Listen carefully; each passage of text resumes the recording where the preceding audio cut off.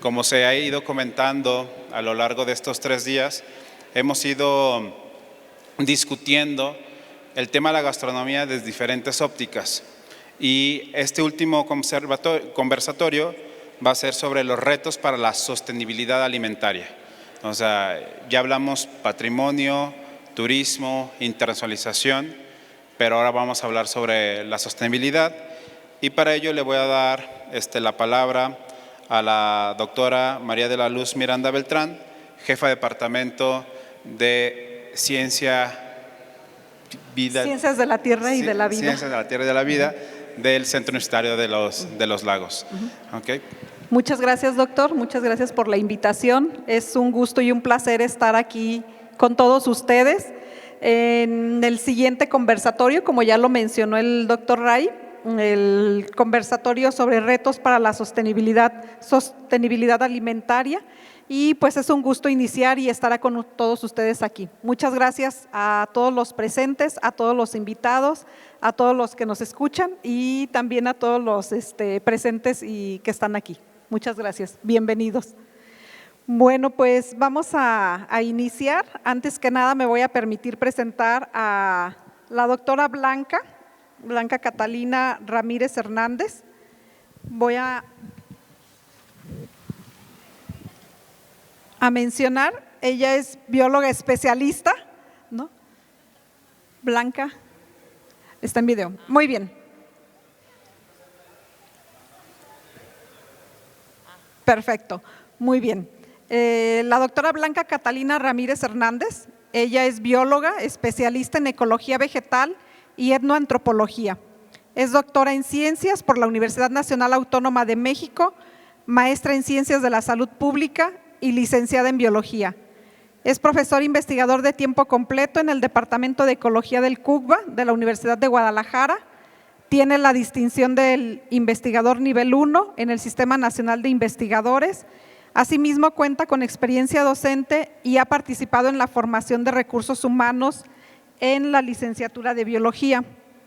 Aquí la doctora Blanca nos va a hacer el favor de explicarnos, contextualizar qué es la sostenibilidad alimentaria. Veamos el video, nos va a apoyar ella con un video. Muy buenas tardes.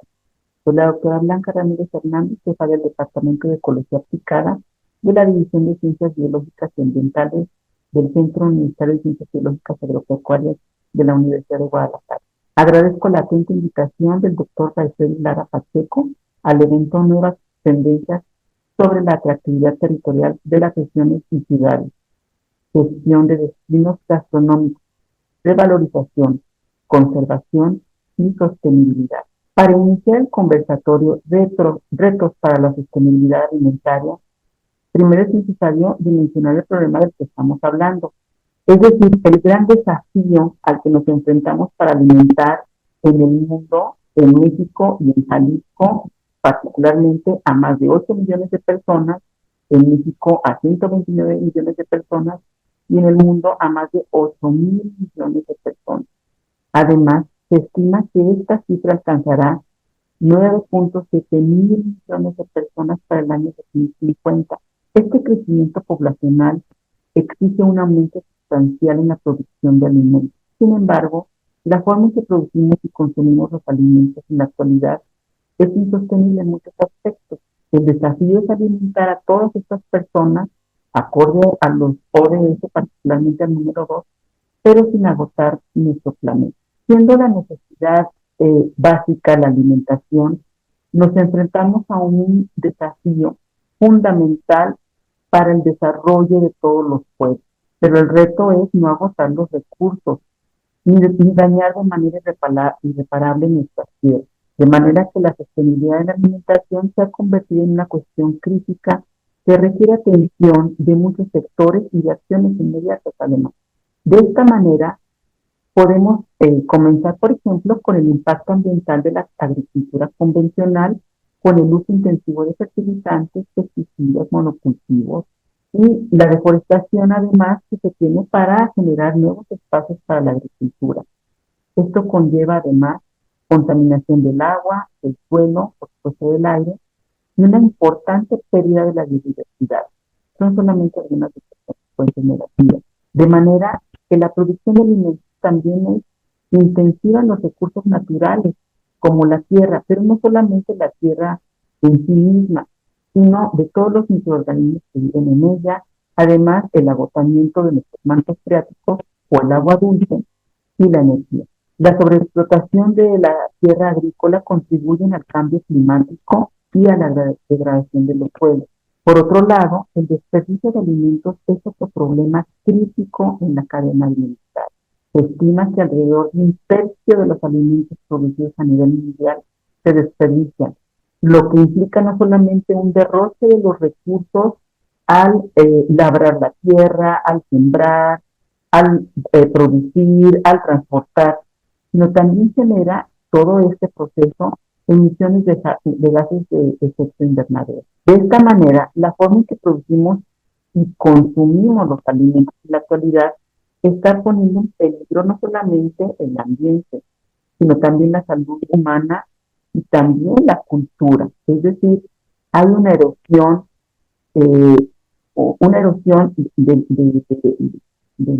planeta en el aspecto de la tierra, una erosión cultural, pero también una erosión ecológica. En este sentido, la huella ecológica de la alimentación es una forma de medir este importante aporte a los gases de efecto invernadero, desde la producción de alimentos hasta su distribución y consumo. En esta cadena alimentaria se generan grandes cantidades de gases de efecto invernadero, lo que contribuye, como ya hemos mencionado, a una pérdida sensible de los recursos como la biodiversidad, pero también recursos culturales. Por otro lado, esta crisis de alimentación está catalogada como una crisis de obesidad y de malnutrición. El consumo de alimentos ultraprocesados ricos en calorías vacías ha llevado a una crisis global de obesidad y de enfermedades relacionadas con la alimentación, mientras que muchas poblaciones siguen sufriendo de hambre y malnutrición. De manera que el camino hacia la alimentación sostenible se ha convertido en una necesidad imperante y en una oportunidad para transformar nuestro sistema alimentario. He aquí algunas de las estrategias claves para lograrlo. Por ejemplo, la agricultura sostenible, como una agricultura orgánica, agroecológica, diversificando cultivos y acentuando los cultivos que son nativos. El consumo consciente y la producción consciente también, de manera que tanto los productores como los consumidores pueden desempeñar un papel fundamental al optar por la distribución y consumo de alimentos locales nativos y de temporada, reducir el desperdicio de alimentos y elegir dietas más equilibradas y más sostenibles. Hay que recordar que la bioeconomía circular nos permite, con un principio de inmediatez ecológica, económica y cultural, alcanzar un esquema de sostenibilidad alimentaria. Asimismo, la innovación tecnológica como la agricultura de producción, la agricultura de precisión y la producción de alimentos alternativos puede aumentar la eficiencia y la sostenibilidad en la cadena alimentaria. Por ejemplo, la agricultura y ganadería regenerativa como una alternativa real y sostenible del uso de los recursos, por ejemplo, de microorganismos del suelo y un uso eficiente del agua. La educación y la concientización son elementos claves para un cambio de mentalidad y comportamiento tanto en los individuos como en la propia industria alimentaria. En conclusión, la relación entre la alimentación y la sostenibilidad es compleja y crucial. El sistema alimentario actual no solo pone en riesgo la salud del planeta, sino también la salud de las generaciones presentes y futuras. Para abordar esta crisis debemos adoptar un enfoque holístico que promueva la producción y el consumo responsable, la equidad en el acceso a alimentos saludables y la preservación de nuestro entorno natural. Al hacerlo, no solo estaremos asegurando un futuro sostenible, sino también garantizando que todos tengan acceso a una alimentación sostenible, adecuada y saludable. La alimentación y la sostenibilidad están intrínsecamente relacionadas y es nuestra responsabilidad común forjar un camino hacia un sistema alimentario más equitativo y más saludable para todos. Gracias por su atención. Muchas gracias a la doctora Blanca por contextualizarnos qué es la sostenibilidad alimentaria. Y pues es un gusto también tener a la doctora Isaura Cecilia García López, a quien también me voy a permitir presentar. Sí, no, sí, la presentamos. Ella es licenciada en Historia, maestra y doctora en Antropología Social por la Escuela Nacional de Antropología e Historia, docente investigador de la Facultad de Filosofía y Letras de la Benemérita Universidad Autónoma de Puebla, pertenece al Sistema Nacional de Investigadores Nivel 1, al Padrón de Investigadores de la UAP, es perfil PRODEP, responsable del cuerpo académico UAP K 387, Historia, Ideología y Procesos Socioculturales, coordinadora de Educación Continua de la Facultad de Filosofía y Letras de la UAP, es responsable del Diplomado Interinstitucional Alimentación, Enfoques Interdisciplinarios y Temas Selectos para su Análisis, así como del Seminario de la Cultura y Alimentación, Enfoques Multidisciplinarios en América Latina, la FFIL y de la UAP.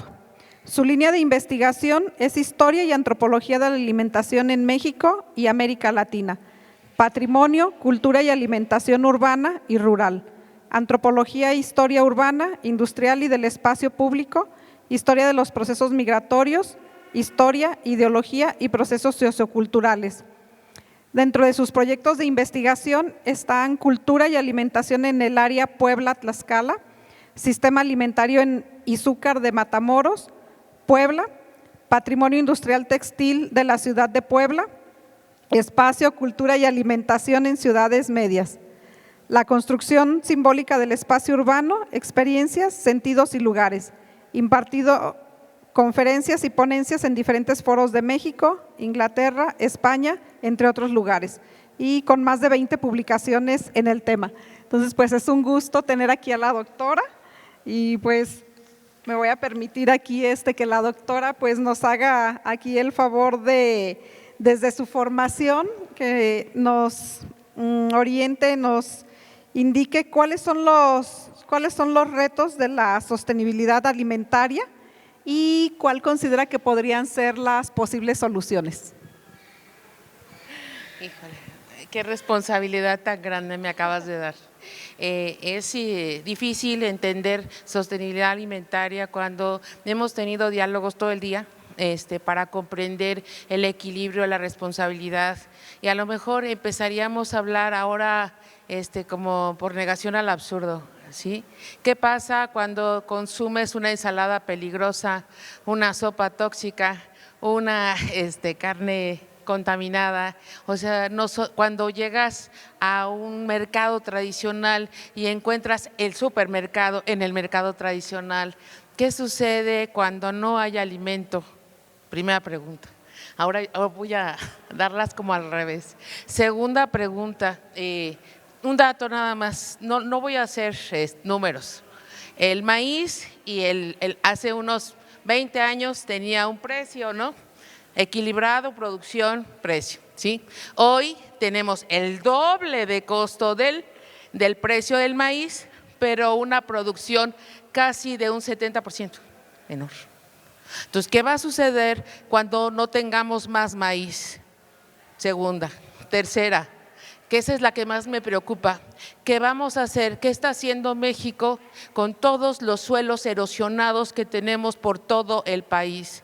Por todo el país, a pesar de la lluvia de ayer y de antier, pasamos una temporada de secas terrible, ¿sí? Ahí esas tres cosas como antecedente. Primero, ¿no? La sostenibilidad, sustentabilidad alimentaria, ambas tendrían que ver con la responsabilidad que tenemos nosotros con nuestros pequeños, con los futuros, con nuestros nietos, con nuestros hijos, etcétera, ¿no? ¿Qué les vamos a dejar si no tenemos agua? Ya lo decían en la mañana, ¿no? Tenemos un 2% de agua dulce y todo lo demás es agua salada. Ahí está un problema más. ¿Cómo lograr el equilibrio? Es un gran reto. Primero que nada, yo lo dije a lo mejor en la primera sesión, innovación con responsabilidad para la gastronomía, ¿sí? La gastronomía tiene una gran responsabilidad sobre las cocinas tradicionales mexicanas.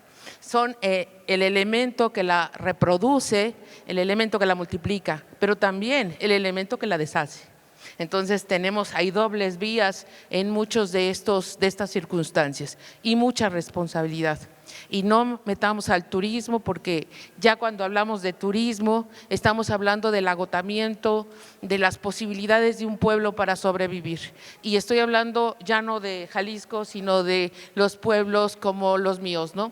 De donde yo vengo, que es Puebla, Tlaxcala y Ciudad de México, la situación es terrible en algunos pueblos mágicos. Tenemos el bosque de las luciérnagas en Tlaxcala, no vayan. ¿Por qué? Porque se tiene que conservar el bosque, ¿sí? Si nosotros vamos, las luciérnagas desaparecen, ¿sí? Entonces hay lugares como la Sierra Norte que si van a ir, por favor, no llevar plásticos, no hay manera de reciclar, no hay dónde, ¿sí? Hay muchas situaciones del ecoturismo, que se están generando a partir de los pueblos mágicos, donde no alcanza la alimentación del pueblo para alimentar al turista. Y entonces se traen elementos de otros lugares. Es decir, vamos a un hotel Pahuatlán de Valle, y vas a consumir un desayuno continental tipo europeo o tipo americano, pero no comida de ahí. Entonces sí tenemos un problema de sostenibilidad y sustentabilidad alimentaria. Nuestros problemas están bastante graves en estos sentidos. Sí tenemos un pueblo mágico muy bonito, muy pintado, muy arreglado, pero la gente sigue regateando una blusa o regateando unos aretes, ¿no? La verdad significa una blusa bordada de Pahuatlán, significa un año de trabajo y no queremos pagarla, ¿no? Entonces ahí les voy a dejar algunos de los problemas. ¿Cómo mantener un atole de amaranto? ¿Sí? Cuando el amaranto se da al turista y ya no se consume el amaranto dentro. ¿Cómo mantener el guansontle? Sí, el guasantle se da hacia afuera y no se consume hacia adentro. Tenemos una serie de problemáticas alimentarias, que ahí está la tercera vía para la sostenibilidad, o sea, la nutrición. O sea, ya hablando de la responsabilidad que tenemos con el ambiente, con el territorio, con la basura, con el desastre de la basura, ¿no? Porque además tiramos más del 40% de nuestro producto alimentario y ahí es verdaderamente de dolor, porque tirar la comida es una cuestión terrible, pero así lo hacemos. Y bueno, y entonces va la otra parte con la que comencé un poco, ¿cuál es la calidad de los alimentos contemporáneos? ¿Sí? ¿Saben lo que comen? ¿Saben realmente lo que se llevan a la boca? ¿Qué contiene? ¿Qué contiene un refresco, digamos, cerrado, carbonatado y lleno de gas? ¿Saben lo que contienen nuestros alimentos? Ahí tenemos muchos problemas porque tenemos ahora sustituto del alimento. Entonces, pueblos que antes tenían mucho para hacer buenos quesos, hoy tienen los mismos quesos. El problema es que no hay ganado, ¿sí? Y eso pasa en Puebla, no estoy diciendo en otros lugares, ¿sí? Entonces, ¿de dónde sacan el queso si no hay ganado? Entonces, ¿todo se llama sustituto? No lo sé. Pero bueno, yo más bien en este gran reto y desafío del que me tocó hablar, más bien les propongo concientizarse y hacerse responsable de lo que están comiendo y de lo que están dejando a los demás. Hasta ahí. Muchas gracias, doctora. Bueno, pues ahora cedemos la palabra y un gusto también a tener aquí a la doctora Xóchitl Aparicio Fernández.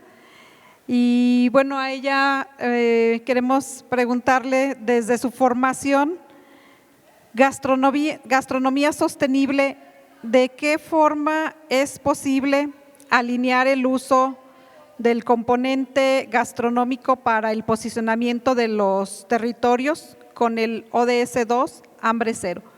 Usted, doctora, bienvenida, ¿qué opina? Bueno, pues muchas gracias por la invitación, gracias por la presentación, doctora Lucy. La situación aquí, bueno, yo no lo quise plantear como tan dramático, pero la verdad es que sí tenemos retos bastante grandes, como ya lo mencionó la doctora.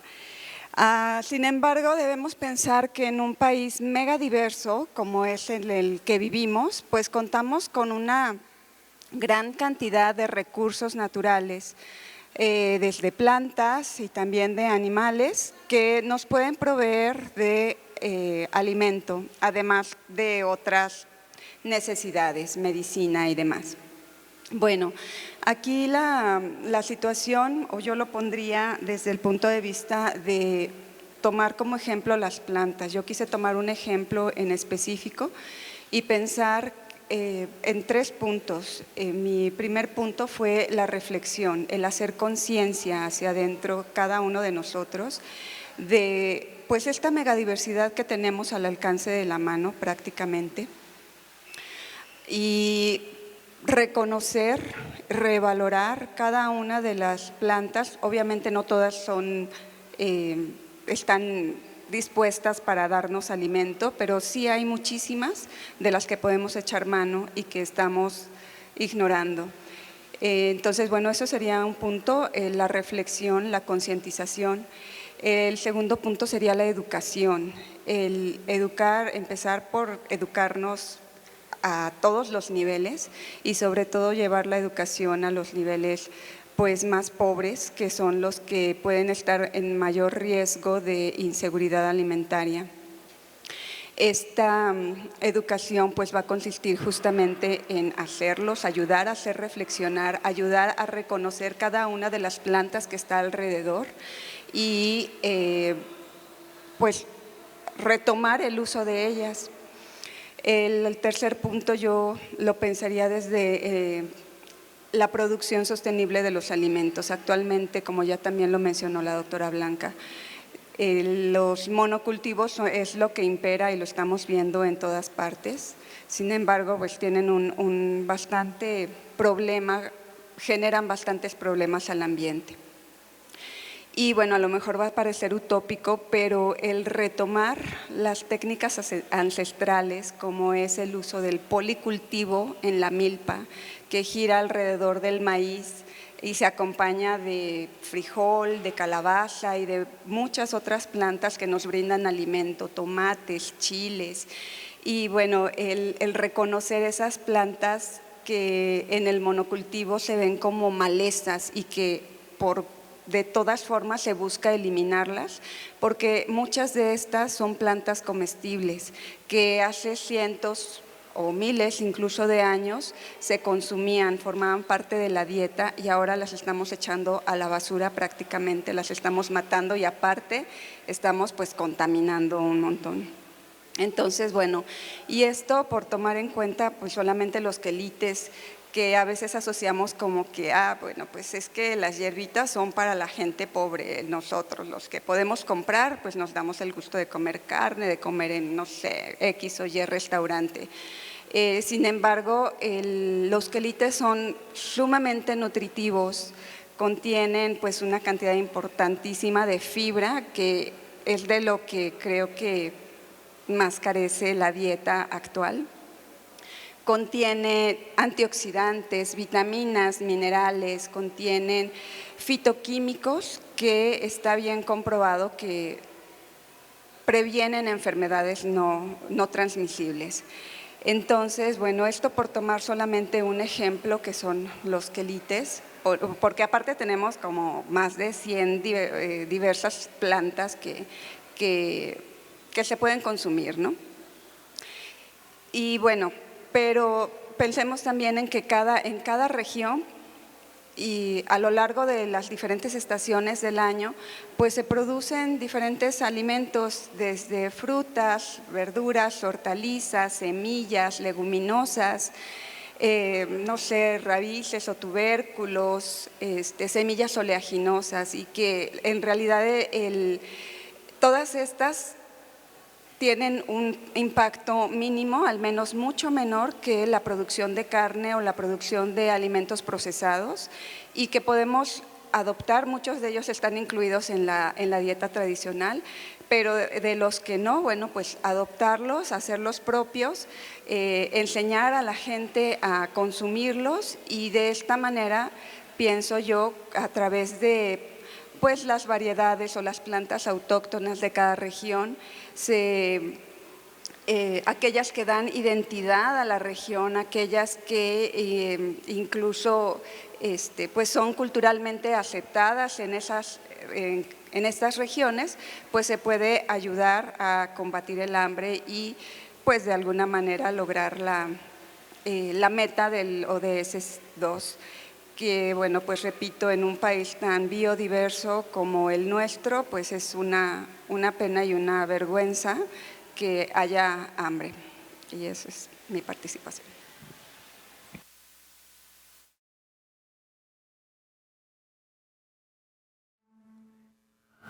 Muchas gracias a la doctora Xóchitl.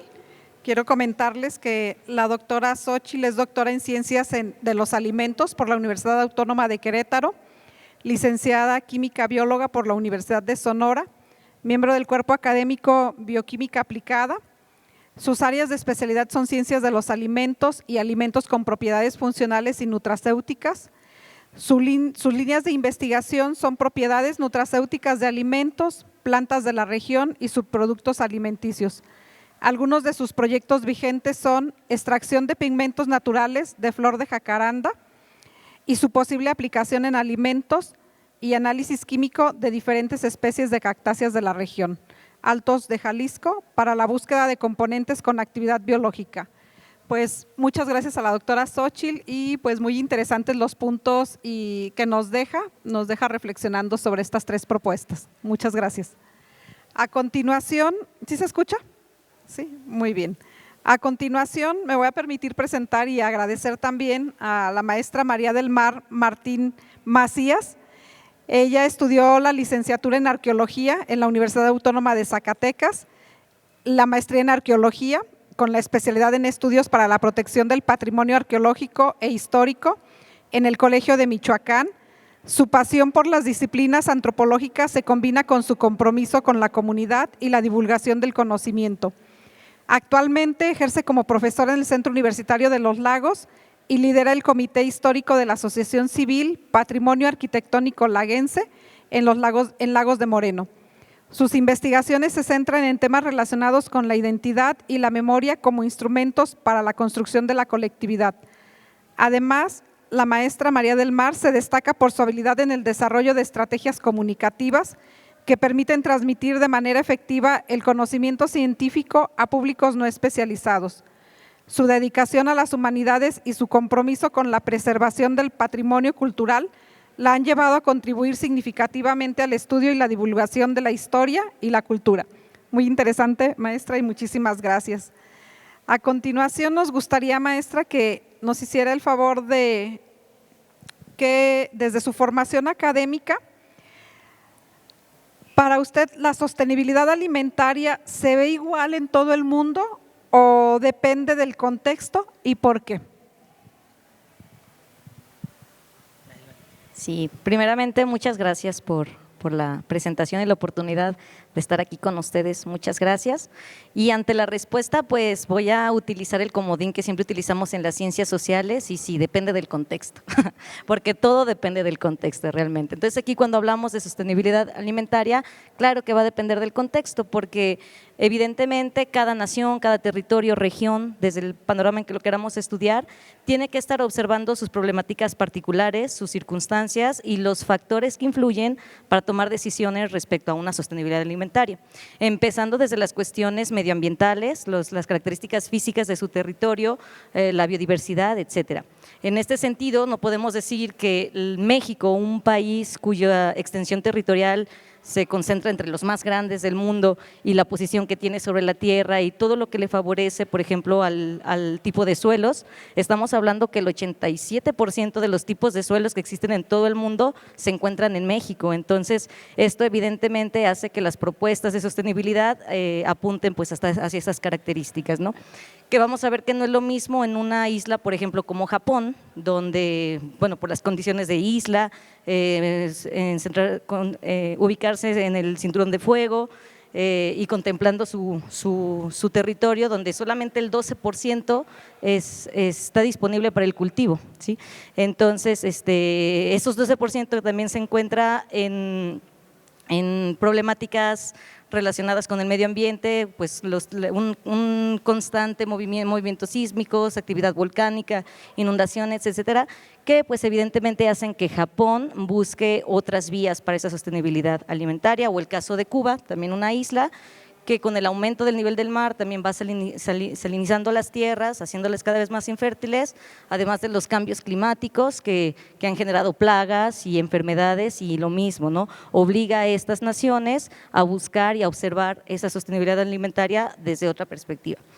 Además de estos aspectos medioambientales, pues también están evidentemente los económicos y los sociales, que tienen que ver, pues por ejemplo, con los tratados, ¿no? Con los convenios que hacen con otras naciones. Por ejemplo, sabemos que México para finales de la década de los 80 pues pasa a ser un país exportador a ser un país importador, ¿no? Entonces todo este tipo de políticas también van a depender, o el caso de Japón nuevamente, que debido a sus condiciones pues lo llevan a no poder tener una soberanía alimentaria y siempre tener que depender de estos contactos con otras naciones. Entonces, caso que no ocurre, por ejemplo, con Bolivia, que sí también opta por una soberanía alimentaria. Entonces, esos aspectos o las cuestiones también que ya mencionaba aquí la doctora Xochitl sobre las circunstancias de desigualdad económica, ¿no? No a toda la gente le llega igual debido a las circunstancias históricas que determinan a cada nación. El caso de América Latina, pues evidentemente es grave la población que no tiene acceso a alimentos, entonces va a ser muy diferente, por ejemplo, a Noruega, ¿no? Que se preocupa por otro tipo de problemáticas, no tanto por las cuestiones de accesibilidad y de pobreza, ¿no? También, bueno, más bien en aquellos, como dice ahí, desde mi formación, las partes donde yo pudiera hablar un poco más es precisamente sobre la perspectiva antropológica, que vincula tanto los aspectos genéticos como los aspectos culturales. No, tenemos que considerar que las poblaciones han evolucionado según sus propias condiciones, se han adaptado a su entorno, y genéticamente se pueden ver esas diferencias. Si hablamos, por ejemplo, del caso de las poblaciones amerindias, afroamericanas e incluso algunas poblaciones asiáticas del sur y del este, vamos a ver que derivado a esta nueva implementación de una dieta y estilo de vida occidental, han tenido algunos problemas, por ejemplo, con la regulación de los niveles de glucosa en la sangre, ¿no? Debido a su propio desarrollo genético. Entonces, esas condiciones genéticas no tenían ningún problema en el momento en que llegan a estos territorios y el tipo de alimentación a la que estaban sometidos, pero al introducir este nuevo tipo de prácticas, pues genera una problemática, como es el caso también de las poblaciones polinesias y melanesias, que ellos de una manera muy similar pues tienen una producción, ellos tienen una tendencia, una tendencia a la retención de grasas, ¿no? Eso es lo que los mantiene con una mayor grasa corporal. Pero igual cuando se implementan estas nuevas estrategias, alimentos y estilos de vida, pues esto se genera en un problema de obesidad, ¿no? Como en el caso, decíamos, de las poblaciones amerindias, pues de diabetes. Entonces, si de por sí genéticamente no somos muy adecuados para este tipo de alimentaciones, evidentemente la globalización llega a afectar en ese sentido, y obviamente las poblaciones, digamos, las naciones tienen que observar esos fenómenos para poder aplicar unas políticas o unas estrategias pues que sí sean sostenibles.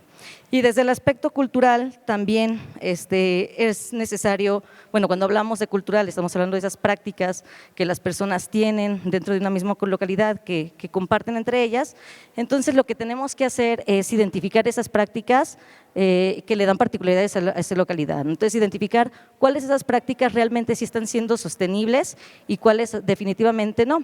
Y si nos empezamos a centrar en esas que sí son sostenibles, volvemos otra vez a lo que comentaba la doctora Xochitl, y estaríamos observando que las prácticas tradicionales son a final de cuentas las que nos dan una respuesta a unas alternativas sostenibles según el territorio del que estamos hablando. Sí, sin intentar romantizar, también a veces se romantiza mucho las prácticas tradicionales, pero en este sentido estamos hablando que son personas que han vivido toda su vida y sus generaciones han vivido en una misma localidad, han identificado su entorno y han sabido cómo sobrellevarlo, ¿no? Pensemos, por ejemplo, en la nixtamalización, un conocimiento que pues no se ha considerado como científico, pero al final de cuentas es a través de estas observaciones y estas prácticas que si no hubiese existido ese proceso de nixtamalización, pues simplemente la comida mexicana no podría haber sido, ¿no? Entonces sabemos incluso que hasta Europa llegan muchas enfermedades por no considerar este proceso. O pensando también en la famosa tríada mesoamericana, basada principalmente en el maíz, calabaza y frijol, a veces el chile, y cómo es que esta alimentación realmente, y bueno, obviamente también había carne de manera no muy regular, pues, pero cómo esta alimentación bastaba, ¿no?, para los tipos de poblaciones que habitaban aquí en América, ¿no?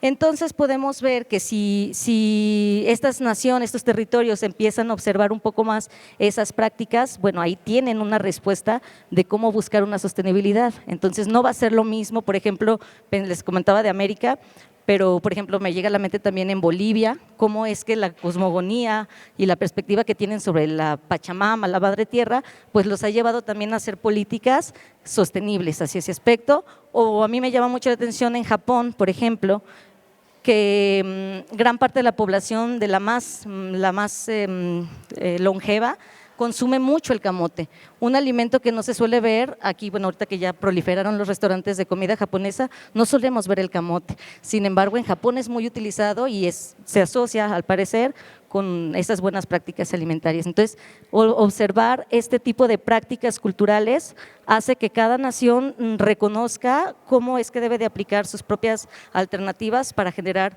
una economía más sostenible, ¿no?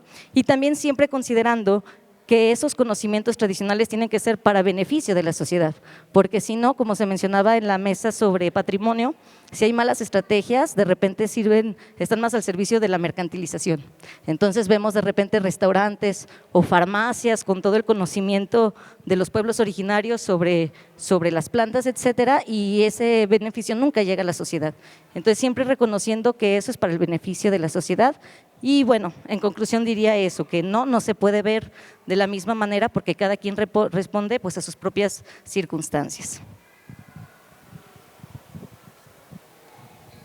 Muchas gracias a la maestra María del Mar, muy interesante también lo que nos comenta sobre la alimentación básica, pero sobre todo pues tradicional, ¿no?, que es muy importante pues el rescate.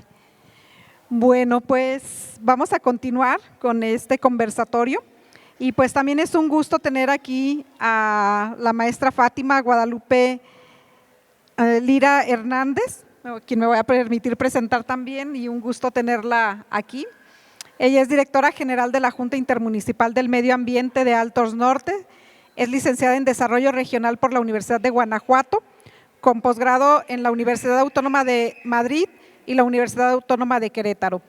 Su experiencia es amplia en desarrollo comunitario, áreas naturales protegidas, política pública ambiental, gestión integrada de cuencas, entre otros. Es un gusto tener a la maestra Fátima también aquí. Y bueno, a ella le vamos a preguntar, desde su formación, ¿cuáles son los retos de implementar una sostenibilidad alimentaria en la región Altos Norte de Jalisco? Gracias, bienvenida. Bueno, muchas gracias, muy buenas tardes.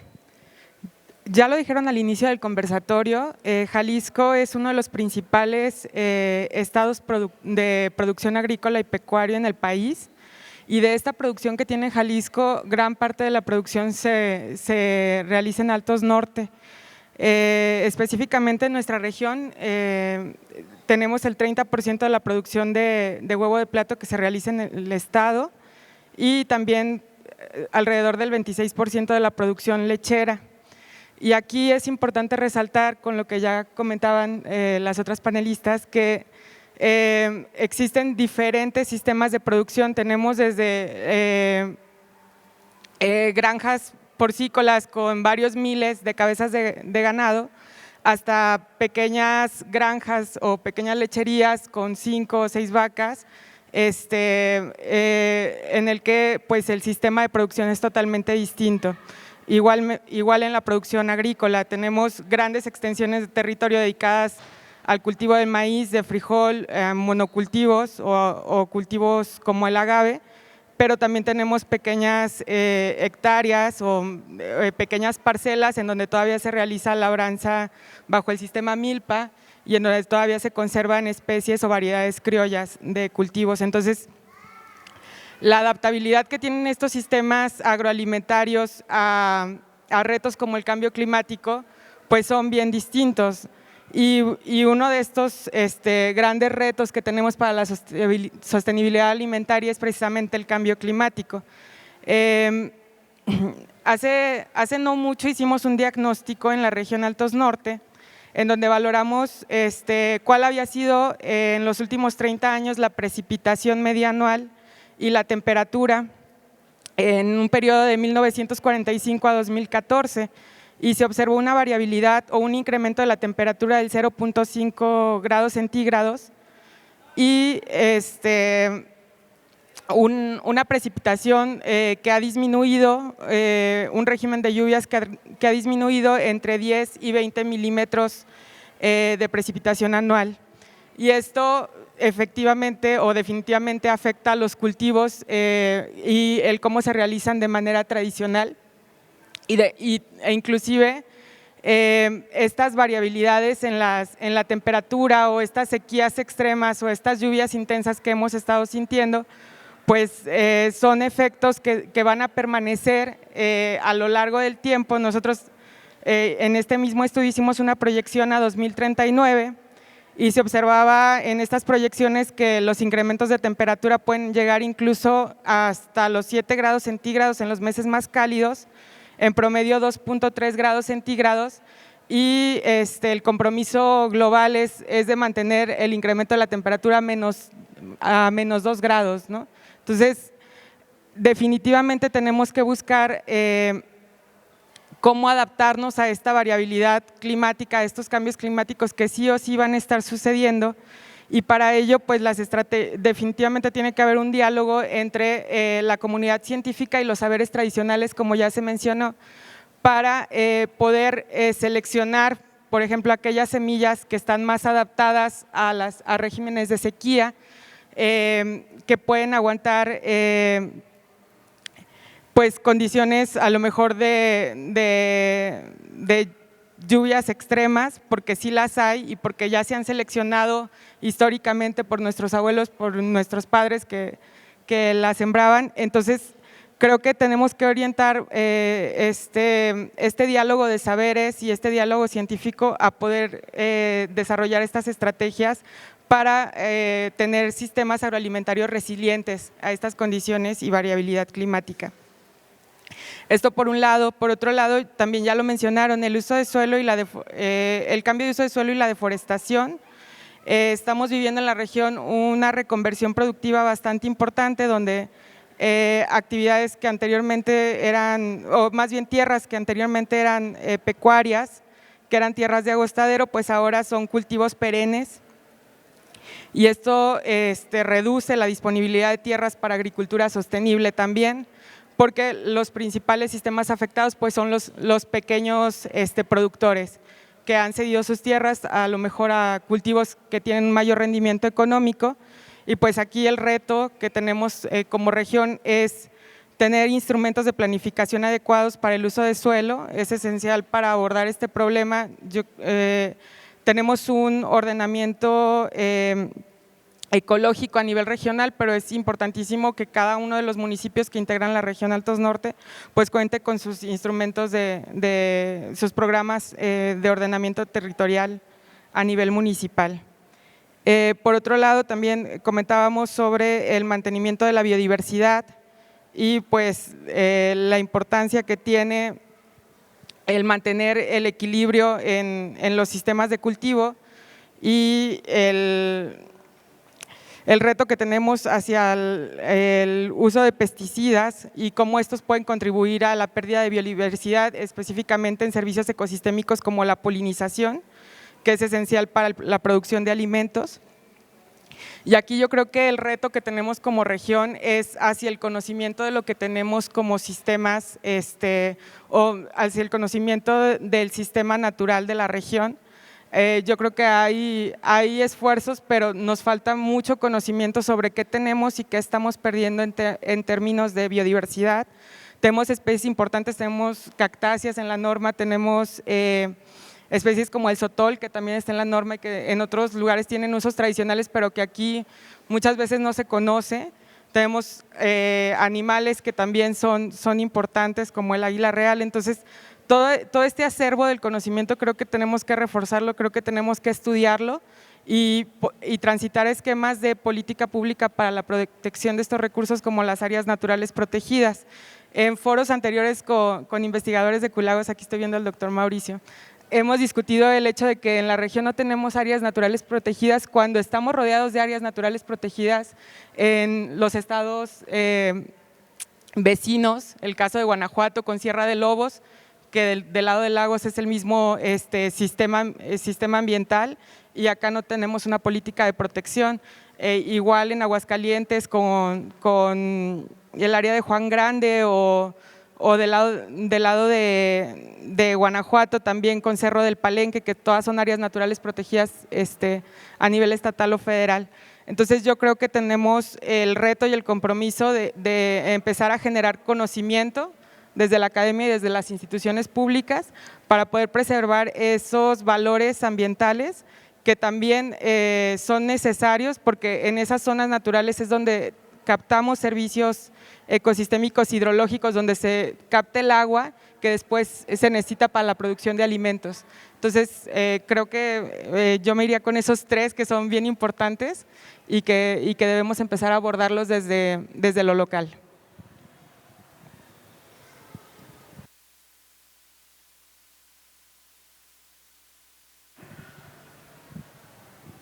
Pues muy interesante lo que nos comenta también la maestra Fátima.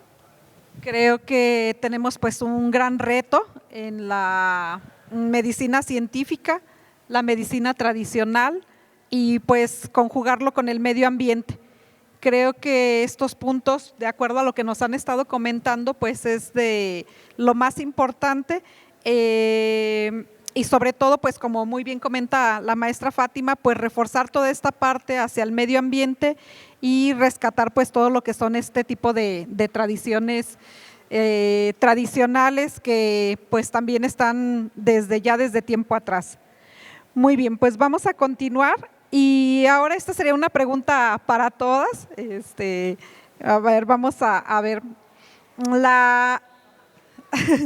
la alimentación sostenible.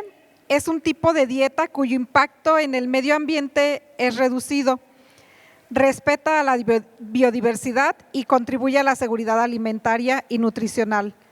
¿Cómo observan ustedes la situación en México? ¿Quién gusta apoyar?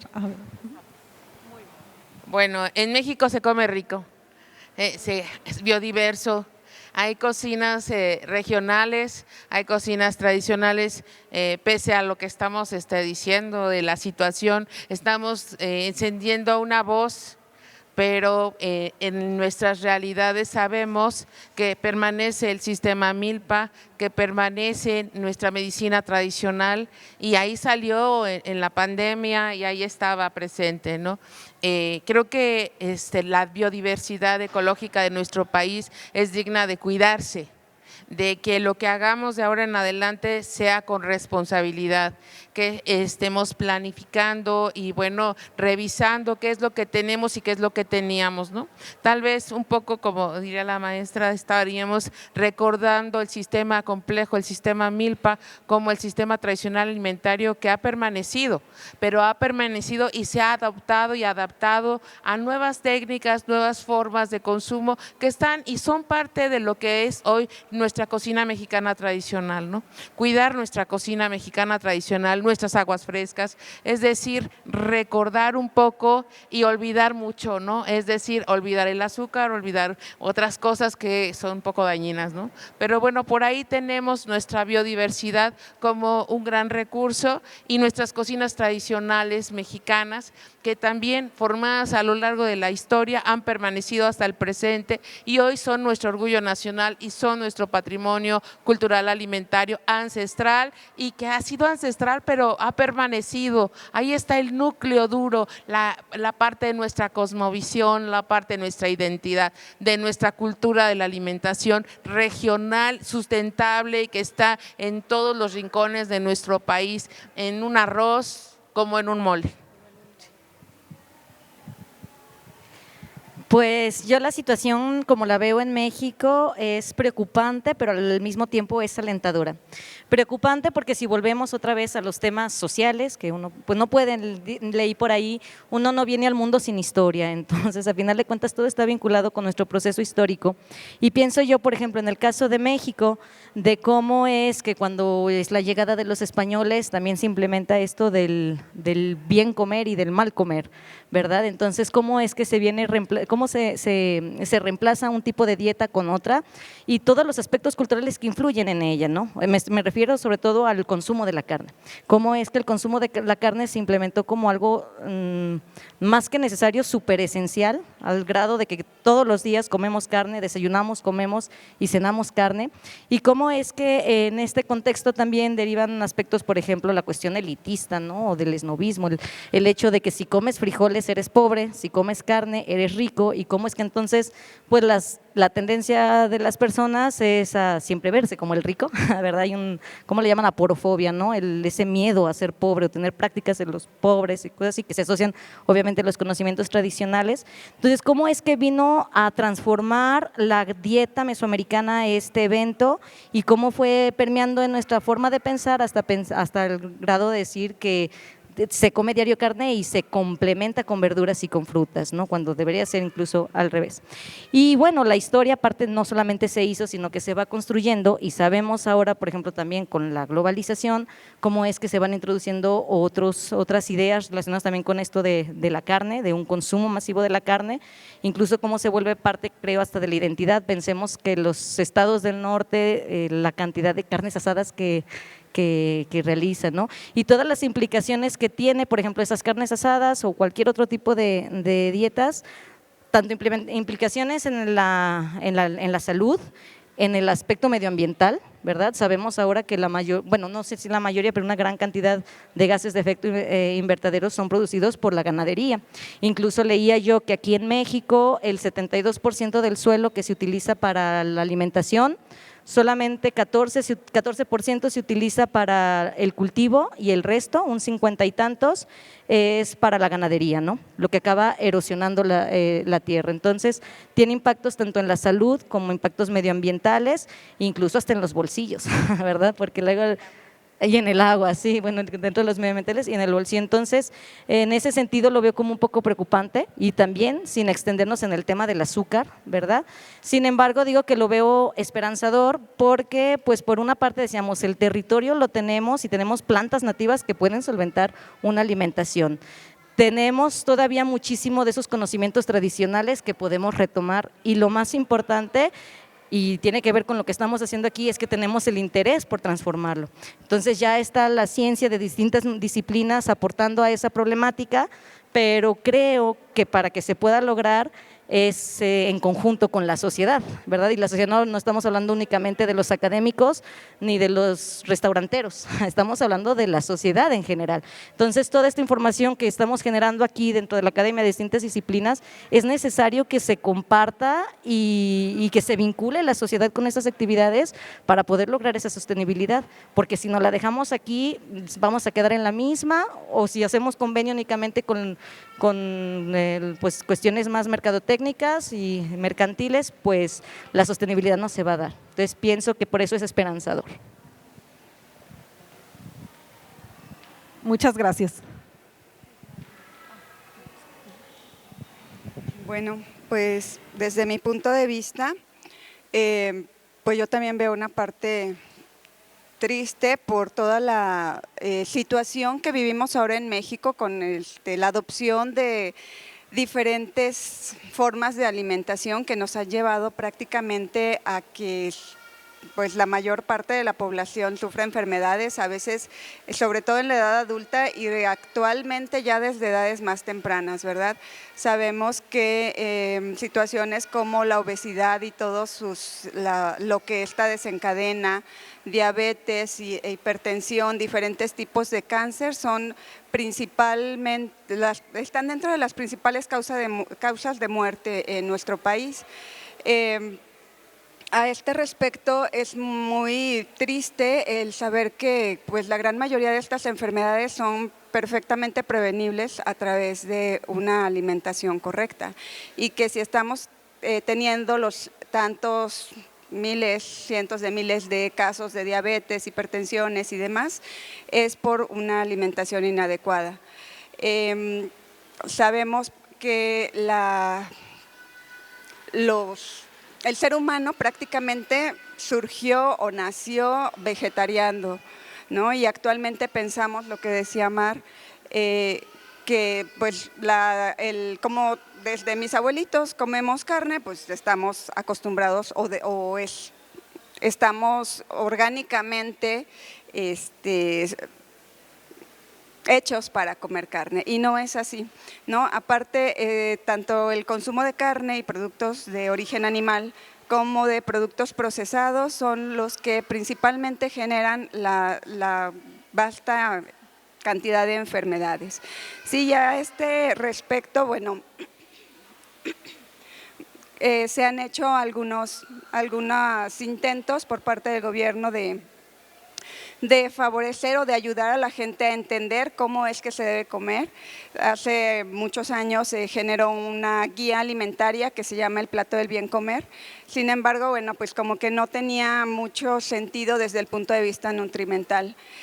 Actualmente en este año surgió un nuevo Plato del Bien Comer, en donde, bueno, pues ya se contempla que alrededor del 90% de los alimentos deben de ser de origen vegetal y solamente deja una pequeña porción para los de origen animal. También Conavio ha hecho una propuesta que se llama la dieta de la milpa, y ustedes, si lo googlean, lo van a poder encontrar en imagen, y es muy esperanzador, y porque nos da información o nos presenta de forma gráfica que, bueno, el inicio de la vida debe ser a través de la alimentación materna, de la leche materna, y también plantea el consumo de verduras, frutas, hongos, hortalizas, que sean de temporada, que sean frescas, que sean de la región donde vivimos, el consumo de cereales integrales, por ejemplo, la obtención de proteína principalmente de fuentes vegetales a través del consumo de leguminosas, de semillas oleaginosas también. Y bueno, de la misma forma, la parte de la proteína animal la deja en un espacio bastante breve, enfocando, sugiriendo principalmente el consumo del huevo, del pescado, carnes blancas y consumo de insectos.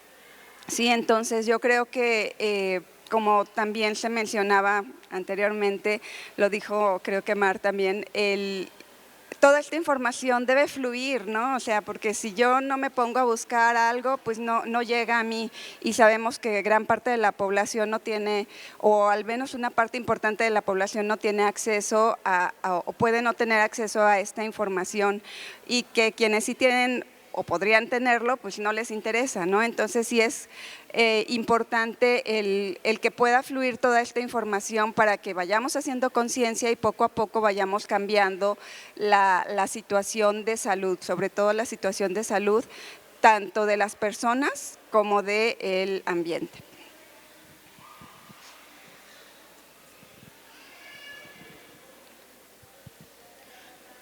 Bueno, coincido con ustedes. Creo que uno de los grandes retos que tenemos para la sostenibilidad alimentaria en México, sobre todo en las zonas urbanas, es precisamente la desinformación.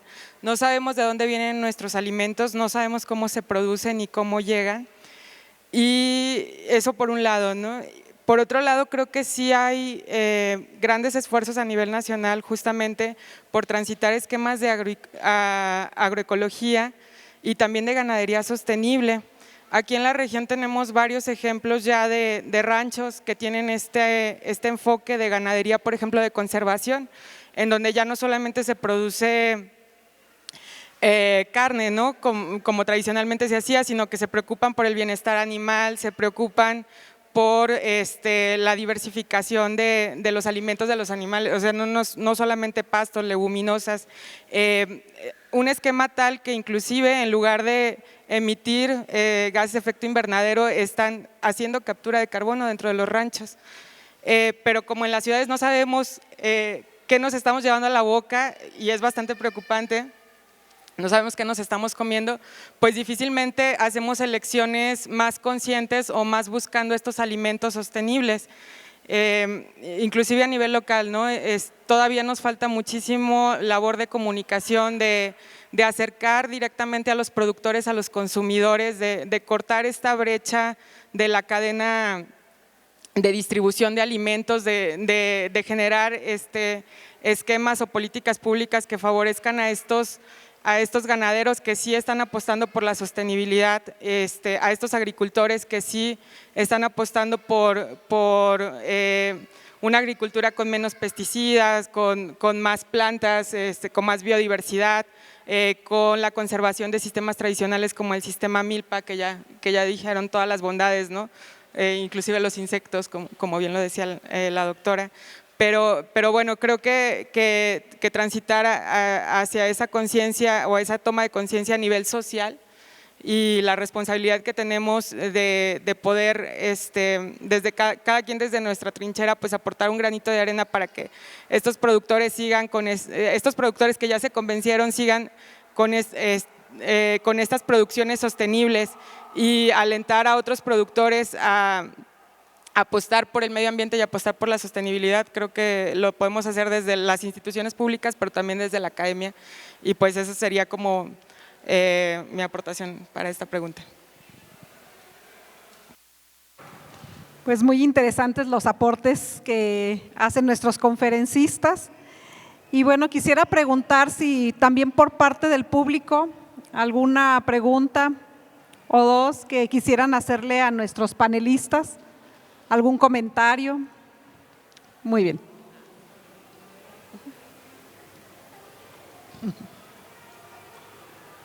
Muchas gracias. Muchas gracias. No, es una pregunta bien corta referida a la última intervención de Fátima, partiendo porque fueron todas intervenciones muy interesantes, un poco fuera de lo que veníamos hablando, y es bueno porque viene a complementarnos desde cómo hacer que esta producción y estos alimentos aparte sean sostenibles. Pero sobre lo último, quería saber el grado, si tenías el dato, del grado de penetración de las certificaciones medioambientales en estos productores y ranchos. Es decir, digamos, y si es un grado bajo, si eso se debe a falta de interés, o a problemas de accesibilidad a las certificaciones.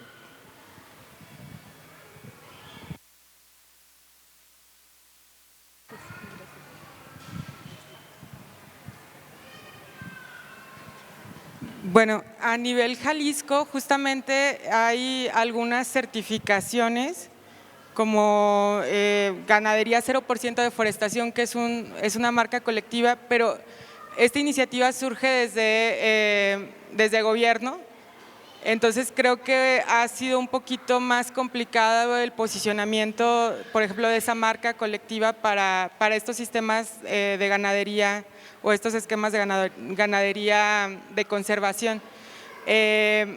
Y creo que eso ha complicado un poco la implementación en otros estados, está como en fase piloto o en otras regiones del estado más bien. Pero definitivamente creo que el poder comunicar a través de las marcas las buenas prácticas agroecológicas que se hacen es importantísimo. Creo que debemos de transitar también hacia las marcas locales, que ya hay varias iniciativas también, pero resaltando estos valores o estos esfuerzos que hacen estos ganaderos y estos agricultores por llevar a campo estas prácticas, que no es fácil. No es fácil porque es costoso, porque invierten más en los productos que necesitan ya para hacerlo rentable y para hacerlo negocio. Es una buena inversión, entonces es importante reconocerlo, pero sí creo que todavía estamos en pañales y nos falta mucho por generar estas marcas colectivas que apoyen a estos productores. Muchas gracias. Sí. ¿Alguna otra pregunta, comentario? Sí.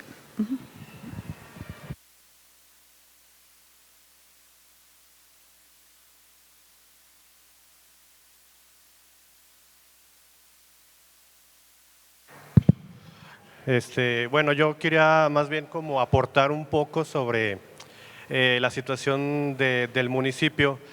y de la región como tal.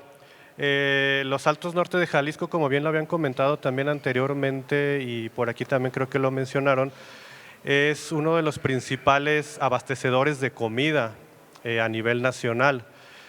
Y si vemos, hacemos un análisis del tipo de vegetación que tenemos en la región, prácticamente estamos ya sobreexplotando los suelos, sobreexplotando el tipo de los servicios ecosistémicos que tenemos aquí, y aún así seguimos produciendo alimentos, seguimos produciendo leche y seguimos devastando estas características de la región. Aunado a esto, ahora estamos sufriendo la invasión, por así llamarlo, del agave, que no era característico de esta región, y ahora ya también tenemos aquí un mal llamado paisaje agavero en los Altos de Jalisco, que realmente no debería de existir por estas regiones.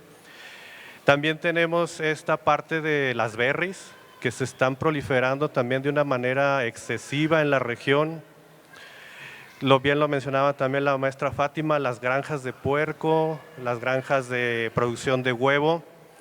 Entonces aquí también como poner en la mesa la reflexión de qué están haciendo los ayuntamientos, qué están haciendo los ganaderos, la gente de la industria.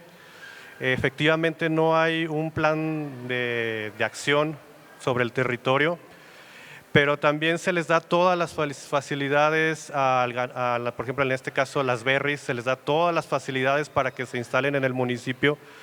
Se están acabando el agua, están acabando los mantos freáticos, y al contrario de toda la tendencia a nivel mundial, sobre incluso por este tipo de foros, de ver sobre la sostenibilidad, pareciera que en la región no estamos viendo esta parte. Por lo pronto, lo que estamos viviendo actualmente, con lo que les menciono de las berries, de los agaves, de las granjas de puerco, yo no veo dónde está interviniendo, en este caso, la industria, dónde está interviniendo el ayuntamiento. Hay acciones como estas que se aplauden, hay acciones que junto con la JIAN se han hecho, pero siento que es poco en comparación de lo que se viene para el municipio, lo que se viene para la región, porque es cierto, es una región que ha sido muy permeable, que ha abastecido de toda esta característica, pero va a llegar un punto en que ya no va a ser suficiente, y que las acciones que se deberían de estar tomando ya ahorita, debieron haberse tomado hace 50 años atrás. Entonces, va a mudar la región. ¿A qué va a mudar? No sé cuál va a ser la característica de la región, pero de que la estamos cambiando, de que estamos modificando el ecosistema de los Altos Norte de Jalisco, está cambiando, y que va a afectar directamente a los servicios ecosistémicos y por lo tanto directamente a la producción de alimentos en la región y a nivel nacional, es un hecho. Entonces, este tipo de conversatorios aportan, pero siento que tenemos que hacer algo todavía más para poder contrastar lo que se viene y lo que ya estamos viviendo.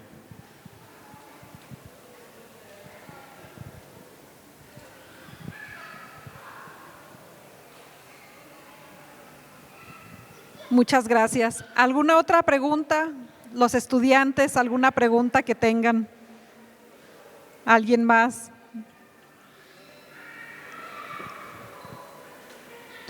Bueno, parece que ya no. Pues creo que nos quedamos con todos estos puntos, que por aquí anoté algunos que son muy importantes: la cultura en la alimentación, la biodiversidad, que tenemos pues un país megadiverso, tanto en animales como en vegetal también. El medio ambiente, que juega un papel pues muy importante en todo esto, ya lo estuvieron mencionando. La cultura tradicional de cada pueblo, que también no podemos dejar de mencionar. y pues sobre todo el fortalecer desde un enfoque o desde el punto de vista científico, político y social, pues para poder contribuir con pues todo esto, ¿no? Fortalecer pues al menos un poquito más, como comenta el doctor Mauricio, pues qué bueno que se están haciendo estos conversatorios, el GIAN y el apoyo, pero creo que nos hace falta más establecer estrategias precisamente para poder aportar, sobre todo pues para estos retos de sostenibilidad alimentaria. Además, pues también toda la interacción, a mí me dio gusto la interacción con estas disciplinas de las maestras que nos acompañaron aquí. Creo que es un gran aporte y pues ahora sí que todo el desarrollo con el doctor Ray para que pudiera darse este evento y pues también no me resta más que agradecerles. Me voy a permitir entregar sus constancias. Nada más un segundito.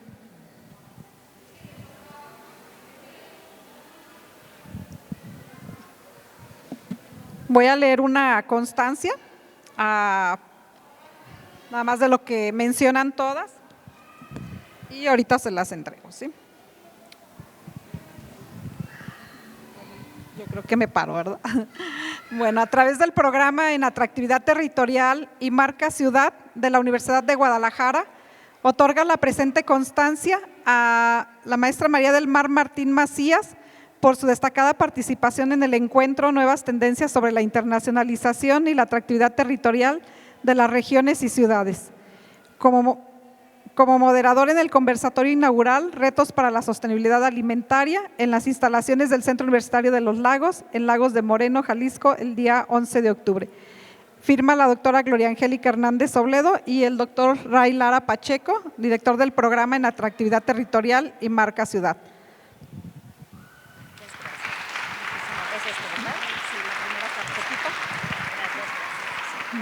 Muchas gracias, maestra.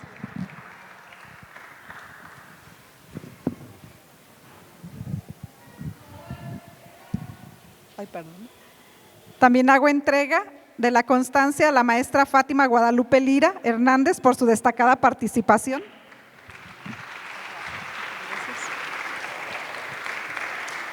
A la doctora Isaura Cecilia García López, muy agradecidos. Y a la doctora Xóchitl Aparicio Fernández, también por su destacada participación. Muchas gracias. Muchas gracias, doctora. Muchas gracias, Fátima. Sí. Muchas gracias, doctora. Muchas gracias. Y pues muchas gracias también al doctor Ray por llevar a cabo pues este importante evento, Nuevas Tendencias sobre la Internacionalización y la Atractividad Territorial de las Regiones, por estar aquí. Y pues esperemos que sigamos en este tipo de conversatorios. Muchas gracias.